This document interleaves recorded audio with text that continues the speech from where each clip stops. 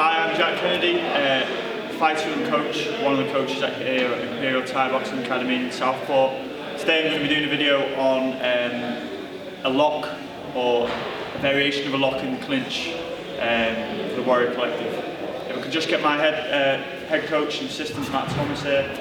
I'm going to start off in the clinch, starting from the inside position of the clinch. So I'm going to go right hand in, I'm going to go deep with the right hand around the neck. So aiming to get your inside your elbow joint round the neck. I'm going to cover two different ways of doing this, depending on what your opponent or assistant is doing. So Matt comes here towards me. I'm going to put my arm deep round his neck. So first of all, notice this is an important point. His head's gone up, meaning that I want to be under, shoulder under. When we're doing this, the shoulder comes forward. We're not looking to twist the body because I'll give my side away to my opponent. Stay nice and square in the clinch position, and my shoulder comes forward.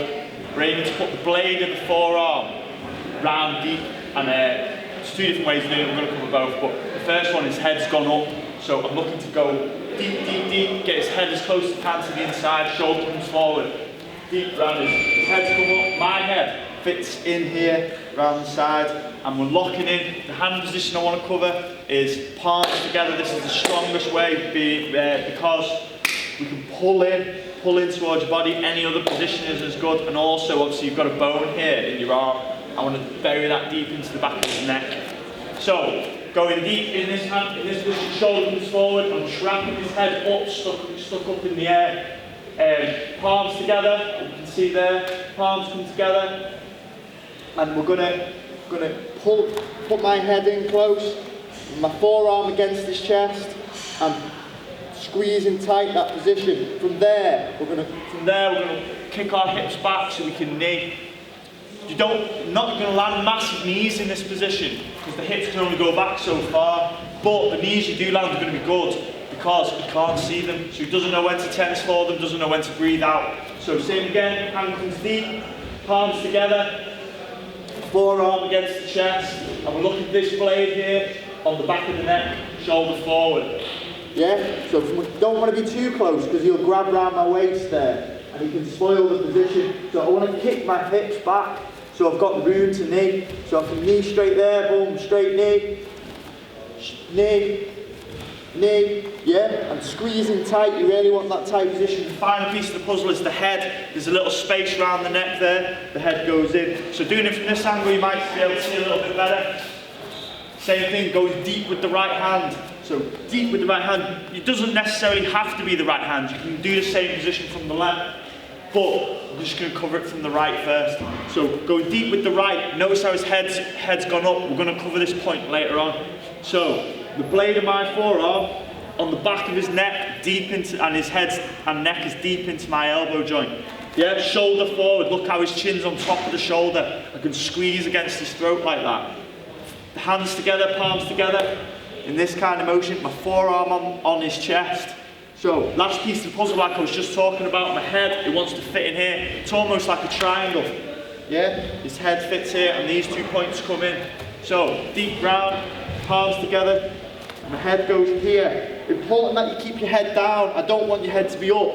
You want to be able to look down and see the knees as well, you see.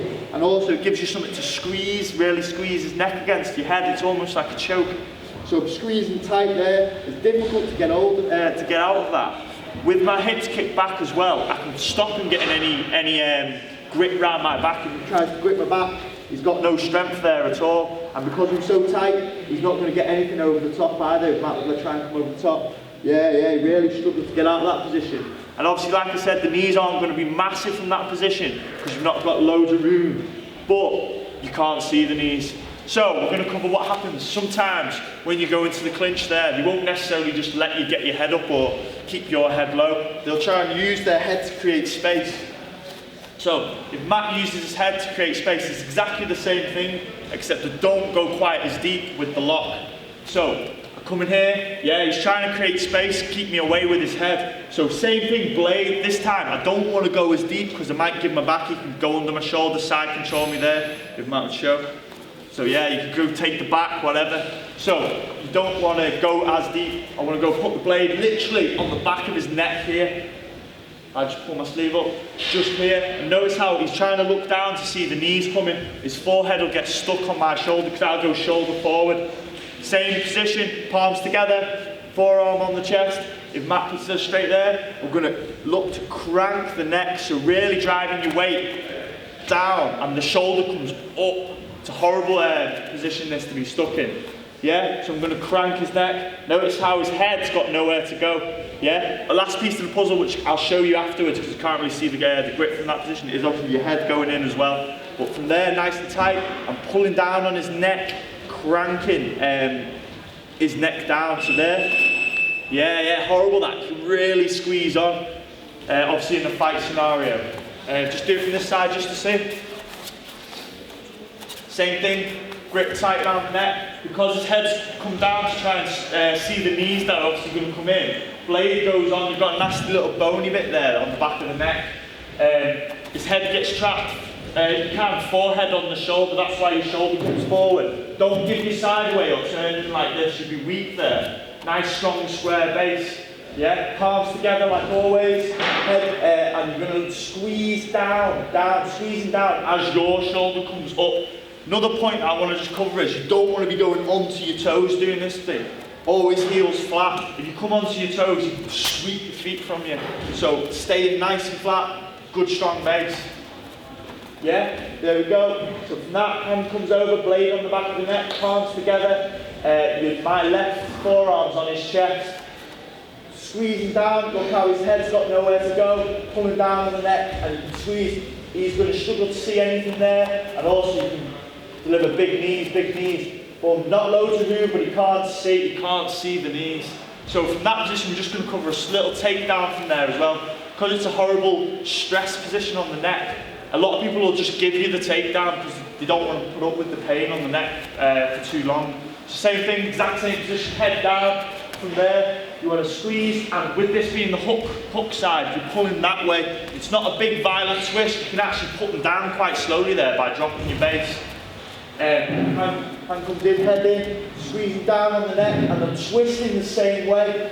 You want to keep everything tight. If it comes loose, he'll get his head out, or it won't be as painful for him. Twisting down, and twist. He's got no choice but to go down there, otherwise he's going to suffer injury to the neck. So just do it from this way. Same thing, hand goes deep, blade on the back of the arm, head gets stuck on the shoulder forward. Don't turn side in. Yeah, this hand, palms together, very important. Reason being, I want to pull the sharp blade into his neck. I don't want to pull the soft bit of the forearm into his, soft bit of my wrist and forearm into the neck. This way, pulling tight. Once you get good at it as well and you know what you're doing, you can really roll the wrist as well, it makes it even more pleasant. So rolling that wrist into the back of the neck. Yeah, so from there, squeezing down, you can roll the wrist if you want, and then turning in the same way. And that's the variation lock with a bit of a takedown as well from the clinch.